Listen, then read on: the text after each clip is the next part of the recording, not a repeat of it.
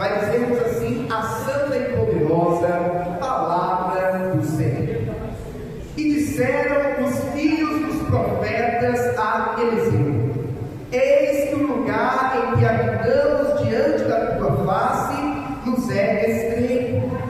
Vamos, pois, até ao Jordão e tomemos de lá cada um de nós uma viga e façamos ali um lugar para habitar.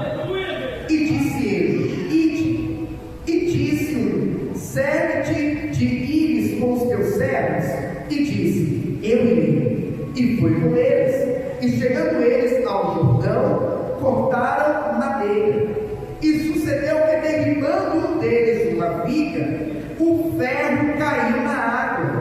E clamou e disse: ai, meu Senhor, porque era emprestado. E disse o homem de Deus: onde caiu? E mostrando-lhe ele o lugar, cortou o pau e o lançou ali, e fez nadar o ferro. E disse: levanta-o. Então ele estendeu a sua mão e o tomou. Aleluia. Somente então o versículo de número 7, e para que fique bem gravado no meu e no teu coração, eu convido a igreja a repetir após mim o versículo de número 6, que diz: e disse o homem de Deus: onde caiu? E mostrando-lhe ele o lugar, cortou o pau e o lançou ali, e fez nadar o ferro. Em algumas traduções vai dizer: e fez flutuar o ferro. Aleluia. Coloque a Bíblia no seu assento. É momento de falar por nós. Senhor querido e Pai amado, Deus santo, Deus de poder e Deus de glória, a tua igreja nesta noite, ó Pai, veio a este santo lugar para entregar ao Senhor as suas primícias, entregar ao Senhor, ó Pai, o primeiro domingo do mês, entregar ao Senhor, ó Pai, o seu tempo, a sua vida. E aqui estamos, ó Pai, reunidos numa mesma fé, no mesmo propósito e concordância, que é cultuar ao Senhor, adorar ao Rei dos Reis e Senhor dos Senhores. Já podemos hoje aqui falar com o Senhor em oração, louvar, exaltar, engrandecer o seu nome por meio dos louvores que aqui foram entoados a Ti. E agora a sua igreja espera receber uma palavra, não a palavra humana, não a palavra que venha do pastor, não.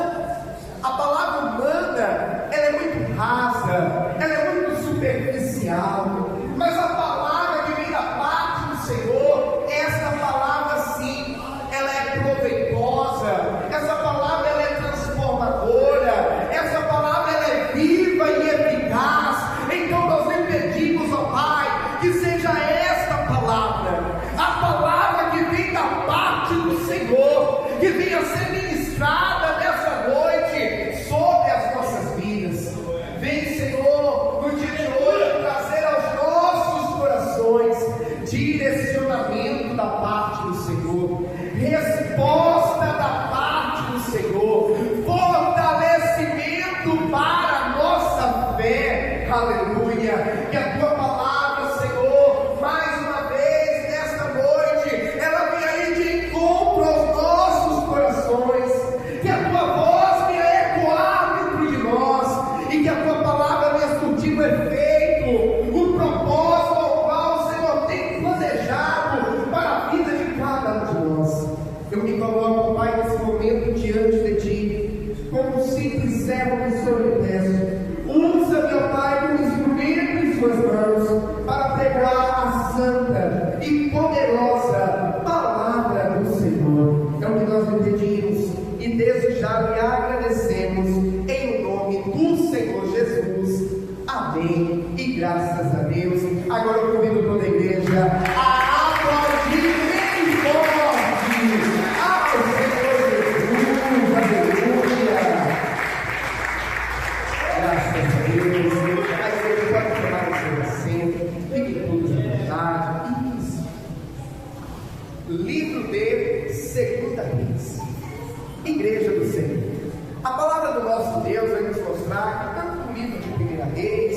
como o livro de 2 Reis, vai nos falar muito a respeito dos reis que reinaram sobre a nação de Israel, sobre Judá também. E é bem verdadeiro que muitos reis que ali governaram esta grande nação, que viera a se dividir em 2 reinos, muitos deles foram reis que fizeram a vontade de Deus, procuraram andar em obediência para com o Senhor, mas infelizmente a maioria deles foram reis que não se atentaram em obedecer à voz de Deus, não se atentaram em andar em obediência para com a palavra do Senhor.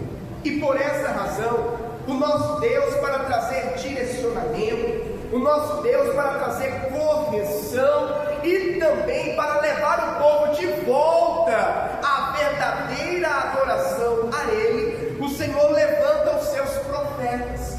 Assim foi com o profeta Elias, e assim foi também com o profeta Eliseu. Todos nós já ouvimos falar a respeito do profeta Elias, um grande homem de Deus, alguém que tinha intimidade, relacionamento com o Senhor, alguém que tinha crédito nos céus, a ponto de dizer: sob a minha palavra não cairá nem orvalho do céu. E o Senhor consultar, acredito eu, o histórico da vida de Elias, a comunhão que ele tinha com Deus, e dizer: está decretado, não vai cair nem orvalho dos céus.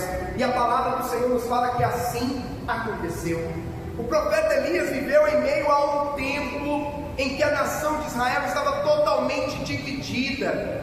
Muitos estavam em cima do muro, sem saber a quem adorar, se adorava ao Deus Todo-Poderoso ou se adorava a Baal e a Zera. É por essa razão que é travada aquela batalha que todos nós conhecemos entre o profeta Elias e os 450 profetas de Baal. Aquela batalha foi para mostrar qual era o Deus verdadeiro e que respondia com fogo.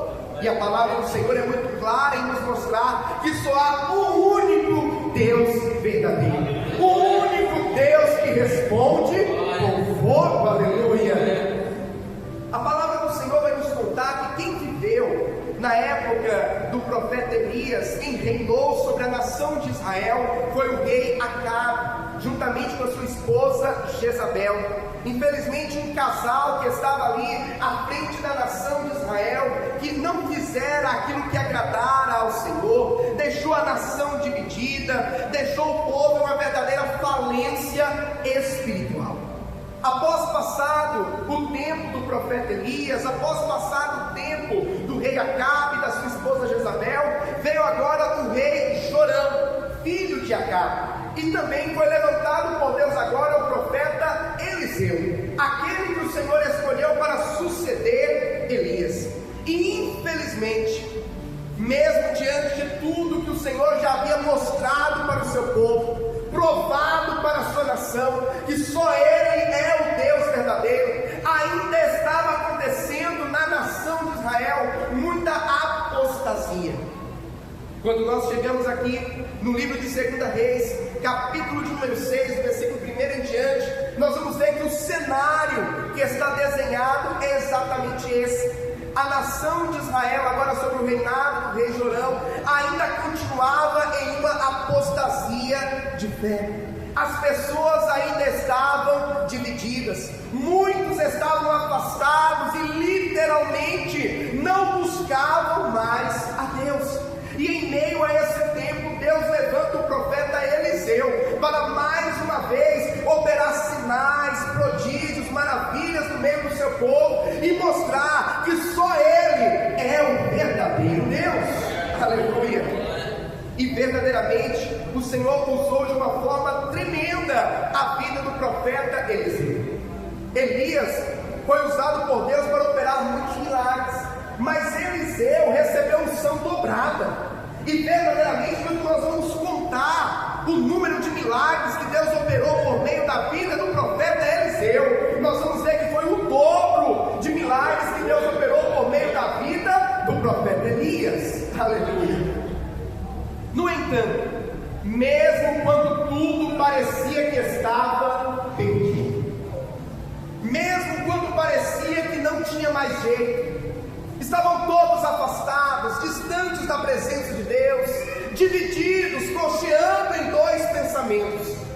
palavra do Senhor vai nos mostrar que Deus levanta ali no meio do seu povo jovens, homens dedicados a servir a Deus, jovens que haviam escolhido dedicar a sua vida para aprender mais de Deus e para usarem uma voz profética no meio da nação de Israel. É o que o versículo 1 chama de filhos dos profetas. Os filhos dos profetas, por alguns é também chamado de escola dos profetas. É isso mesmo que os irmãos ouviram. Em meio a esse momento de apostasia, em meio a esse momento de distanciamento da nação, da presença de Deus, o Senhor levanta ali no meio do seu povo uma escola de profetas, homens, jovens que dedicavam a sua vida para aprender mais de Deus, sendo liderados inicialmente por Elias, depois por Eliseu. Eles estavam aprendendo para serem usados pelo Senhor, para falarem da palavra de Deus em meio àquela nação que estava afastada. E todas as vezes, igreja do Senhor, que nós nos dedicamos em fazer algo para Deus com excelência, com afinco, com total entrega, o Senhor Ele honra e o Senhor Ele dá crescimento. Aleluia. E era o que estava acontecendo naquela comunidade, era o que estava acontecendo ali naquela escola de profetas. Estava crescendo, estava aumentando, Deus estava prosperando aquela obra, a ponto deles chegarem para Eliseu e dizer: eis que o lugar em que habitamos diante da tua face nos é estreito, ou seja, é pequeno, está ficando pequeno, Eliseu, está ficando pequeno, a gente precisa largar as tendas, nós precisamos aumentar o espaço, porque Deus está fazendo grandes coisas. Aleluia. Igreja do Senhor, nós precisamos entender que quando Deus Ele nos dá os sinais de que precisa haver crescimento, nós temos que ter ousadia, nós temos que ter coragem e nós precisamos agir. Aqueles jovens perceberam que o lugar estava pequeno, a obra estava crescendo, e eles chegam para o seu líder e dizem: olha, Eliseu, nós precisamos de um espaço maior. E com isso eu quero te chamar para uma reflexão juntamente comigo. Nós precisamos, igreja do Senhor, sair da nossa zona de conforto. Não podemos ficar estagnados na nossa zona de conforto, naquilo que nos parece confortável, naquilo que já nos é conhecido, naquilo que nós já acostumamos. Nós, seres humanos, é por natureza nossa querer ficar em uma zona de conforto, porque, claro, como o próprio nome já diz, é algo confortável, é algo que não nos desafia. No entanto, dificilmente alguém vai ter crescimento, dificilmente alguém vai ter uma evolução sem que haja ousadia para se lançar ao novo, sem que haja ousadia para sair da zona de conforto. E aqueles jovens demonstraram isso. Eles tinham afinco para crescer e para fazer mais para o Senhor. Aleluia. No versículo de número 2 vai dizer assim: vamos, pois, até ao Jordão e tomemos de lá cada um de nós uma viga e façamos-nos ali um lugar para habitar ali. E disse ele: ide. Aqueles jovens agora chegam para Eliseu e dizem: olha, profeta Eliseu, vamos ali no Jordão. A região ali onde ficavam as margens do rio Jordão era uma região que tinha muitas árvores, tinha muita madeira. Então eles pensaram: vamos ali nas margens do Jordão, cada um de nós pega uma viga, que seria uma madeira, cada um de nós corta uma árvore, e nós vamos assim poder construir um novo lugar, uma nova moradia, um lugar onde nós vamos nos reunir, um lugar onde nós vamos ficar ali aprendendo mais da parte do Senhor. E a palavra do Senhor nos fala que o profeta Eliseu concorda com a decisão deles, apoia eles em irem em prol a esse crescimento. No entanto, chegando lá às margens do Jordão, começando a cortar ali as árvores, enquanto eles estavam realizando o trabalho, um deles, que havia pego um machado emprestado. Detalhe, igreja do Senhor, naquela época não era como hoje, que é fácil de se conseguir um machado. Hoje nós vamos numa casa de material de construção, ferramentaria, e lá nós conseguimos comprar um machado, e talvez nem seja tão caro assim, mas naquela época era uma ferramenta escassa, ou seja, difícil de se encontrar, e cara, era custosa, não era todo mundo que tinha um machado. Inclusive por essa razão que esse rapaz, ele pegou emprestado. Eles não tinham um machado próprio. Então o rapaz vai lá, pega um machado emprestado e começa ali a cortar a árvore. Só que enquanto ele está ali realizando o seu trabalho, de repente o ferro do machado, ele desprende do cabo e cai dentro das águas do rio Jordão. Ah, igreja do Senhor, eu abro um parênteses para te dizer algo importante. Quando nós nos propomos a fazer a obra do Senhor, quando nós nos propomos a servir a Deus, a obedecer a palavra de Deus, pode ter certeza que nós vamos enfrentar adversidades, nós vamos enfrentar lutas, vamos passar por algumas provações. Algumas pessoas até pregam e dizem assim: venha para Jesus, e a partir daí você vai ver que vai ser só flores, não vai ter mais lutas. E na verdade isso é uma mentira, porque todas as vezes que nós nos propomos a fazer a vontade de Deus, sim, nós vamos enfrentar adversidades. Sim, não são poucas as vezes que o inferno, Satanás, vão se levantar contra mim e contra a tua vida. No entanto, nada disso pode nos parar, nada disso pode bloquear a nossa caminhada com Deus. Está tudo bem? Estou com Deus, estou enfrentando as lutas e as adversidades da vida, continuo na presença de Deus, aleluia. Aquele rapaz pegou aquele machado emprestado com o propósito de realizar um trabalho muito importante. Detalhe, imagine naquela época não tinha serra elétrica, imagine naquela época não tinha o maquinário que nós temos hoje. Um machado era imprescindível para cortar as árvores, para preparar a madeira, para que fosse construído ali aquele novo local de habitação deles. Então, sem o machado, o trabalho iria parar. Sem o machado, iria atrasar todo o andamento da obra. Então, diante dessa situação essa que preocupou aquele rapaz, porque o machado era emprestado. Tanto que ele disse assim: ai meu Senhor, o machado era emprestado. Sabe quando você pega uma coisa emprestada com alguém, e aí você está usando e justamente na sua mão quebra, justamente na sua mão às vezes dá um problema, você fala: meu Deus do céu, é emprestado, e agora? Foi o que aconteceu com aquele rapaz. Estava com aquele machado caro, difícil de se encontrar um machado como aquele, e de repente agora o machado vai parar no fundo do rio. Nós sabemos muito bem que o ferro, quando é lançado sobre a água, ele afunda. Ferro não flutua sobre a água, ele afunda, ele é mais pesado que a água. E ali, quando aquele ferro do machado cai nas águas do Rio Jordão, ele afunda.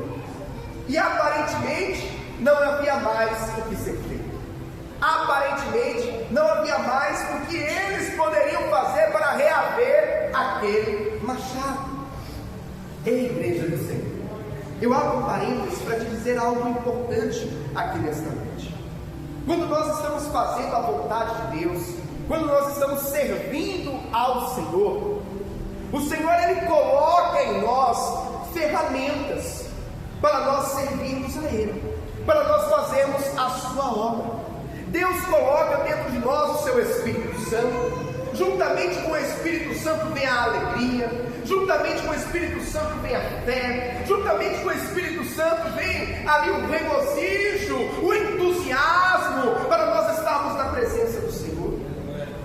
No entanto, em meio à nossa caminhada cristã, conforme vão passando os anos, conforme vai passando o tempo que nós estamos na presença de Deus, se nós não tomarmos cuidado, nós perdemos algumas dessas ferramentas. Se nós não tomarmos cuidado, o entusiasmo se perde com o passar dos anos. A alegria de estar na casa do Senhor vai se esvaecendo com o passar dos anos. O fervor que outrora tínhamos se perde. Sabe quando você estava no primeiro amor? Sabe quando nós aceitamos Jesus ali no primeiro mês?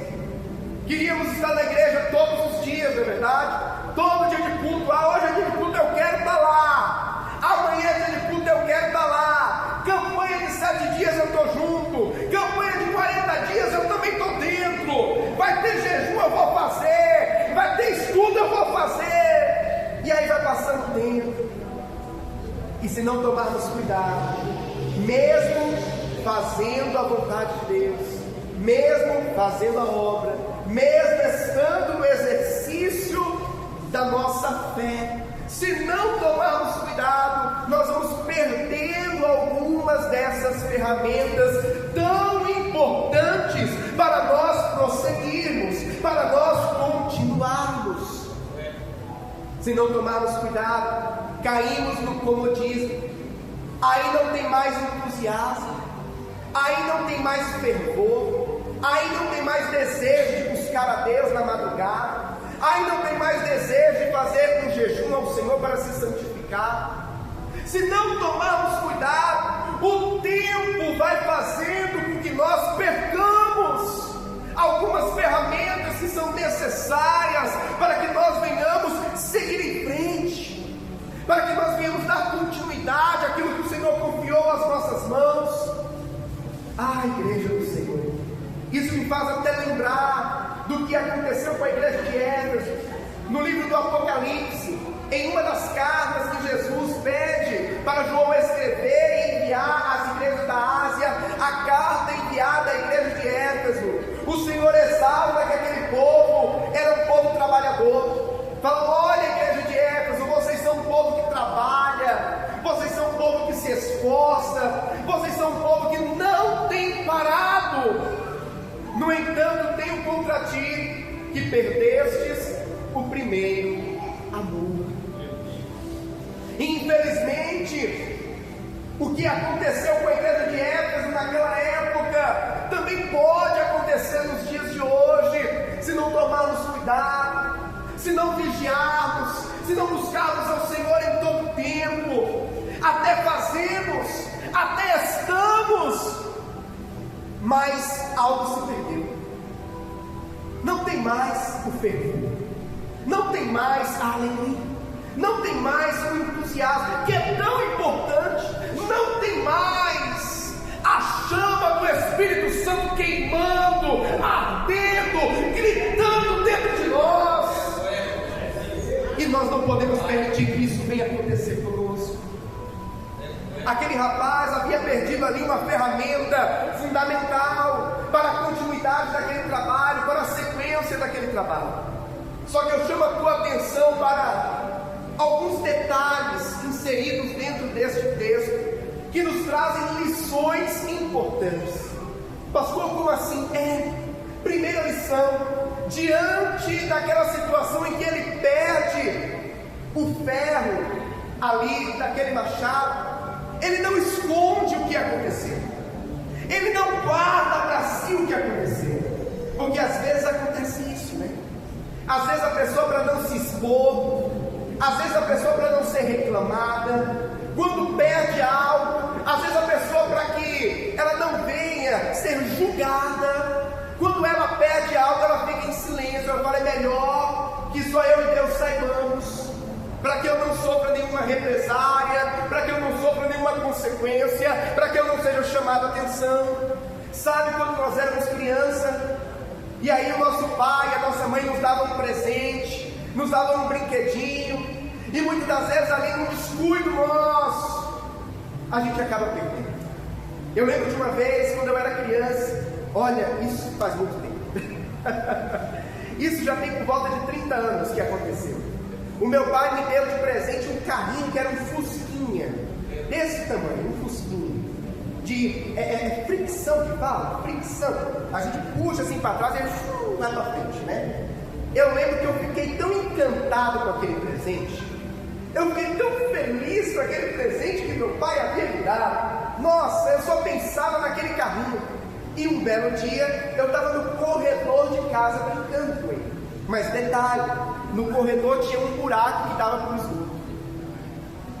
Acho que os irmãos já imaginaram o que aconteceu, né? Tá eu lá todo feliz, brincando com o meu carrinho de fricção. Daqui a pouco ele faz certinho um buraco, assim, ó. Foi para dentro do esgoto. Nunca mais vi o meu carrinho.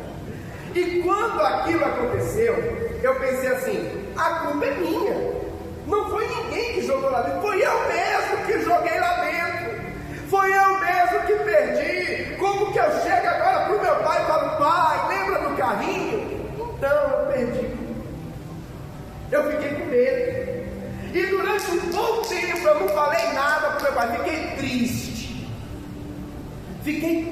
com o que tinha acontecido, mas não falei nada, porque eu sabia que se eu contasse ele ia me repreender, ele ia me corrigir. Eu fiquei com medo, irmão Raimundo, e aí guardei aquilo para mim. E às vezes isso acontece, perdemos algo, e por receio disso ou daquilo outro, a gente esconde, guarda para nós. Só que enquanto nós fizermos isso, enquanto a gente guarda só para nós, enquanto a gente não admite que perdeu, a gente não consegue reaver. Aquele rapaz, diante dessa situação, ele abre o jogo, ele abre ali para o profeta e fala, perdi, ai meu Senhor, era emprestado. Em outras palavras, profeta Eliseu, e agora? Eu perdi o machado, e para acabar de completar o machado era emprestado, profeta. E agora, aquele jovem, ele não escondeu a situação. Aquele jovem, ele reconheceu, ele admitiu a sua responsabilidade e ele recorre ao homem de Deus. Aleluia. E quando ele recorre ao homem de Deus, o profeta Eliseu vai falar assim, aonde caiu? E aqui está mais um detalhe importante. Nós precisamos não apenas admitir o nosso erro, mas nós precisamos também entender por que nós erramos, aonde nós erramos. Quando o Senhor pede para João escrever aquela carta que seria enviada para a igreja em Éfeso, na sequência ele fala assim, olha, eu oriento que você volte, que vocês voltem aonde caíram, vocês voltem aonde vocês perderam o primeiro amor, para que vocês venham reaver. E assim é conosco também. O profeta perguntou para ele aonde caiu, e o Senhor pergunta para nós aonde foi que aconteceu, em que momento foi que se perdeu, em que ponto da caminhada foi que o fervor foi embora, que a alegria de estar na minha casa se acabou. Aonde foi que foi perdido aquele fervor do Espírito Santo? Em que momento foi que aconteceu essa perda? Ei, meu irmão e minha irmã, sabe que o apóstolo Paulo escreve lá à igreja em Corinto, dizendo, examine-se o homem a si mesmo. Existem momentos que nós temos que fazer esse exame, para que nós venhamos identificar, primeiro, reconhecer que foi perdido, e identificar aonde foi perdido, em que momento foi que isso aconteceu. Porque a partir do momento que nós abrimos para Deus, que nós perdemos, que nós reconhecemos para Deus que houve uma perca, e dizemos: Senhor, foi em tal momento, foi em tal situação. A partir do momento que é revelado, é também tratado. A partir do momento que nós abrimos, o Senhor também traz cura, o Senhor também traz restauração. Aleluia. A palavra do Senhor vai nos contar que agora ali, diante daquela situação, o profeta Eliseu, ele pega, a Bíblia fala, um pedaço de pau, em algumas traduções um galho de uma árvore, e ele vai pegar ali aquela madeira e vai jogar nas águas, no local onde o rapaz havia apontado que o machado havia caído. E de repente, quando ele faz isso, aquele cajado, aquele machado que estava no fundo do rio, agora misteriosamente ele começa a subir. Alguns irmãos já viram aqui um pedaço de ferro que está no fundo de um rio, no fundo de uma piscina, flutuar, boiar. Isso vai inclusive no sentido contrário da física. A física mostra o contrário. Se você pega um pedaço de ferro, joga na água, ele afunda. E aí o Senhor agora começa a contrariar a física. Aquele ferro que estava no fundo do rio começa a flutuar. Aleluia! Ei, meu irmão e minha irmã, tem jeito, tem solução. Louvado seja Deus.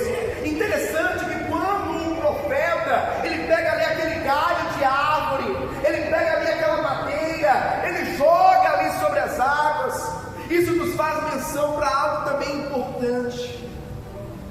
Quando nós perdemos o fervor, quando o primeiro amor ele vai se esvaecendo em nossas vidas, nós precisamos olhar também para o madeiro, nós precisamos olhar para a cruz, nós precisamos olhar para o sacrifício de Cristo, nós precisamos olhar para o nosso alvo. Aleluia! Quando nós olhamos para Jesus,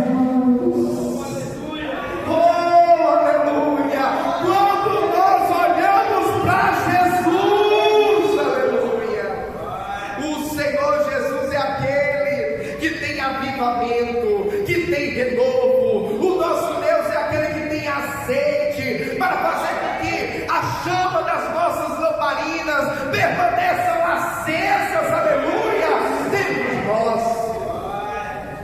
O profeta lança ali aquele galho na água e de repente o ferro daquele machado começa a brilhar.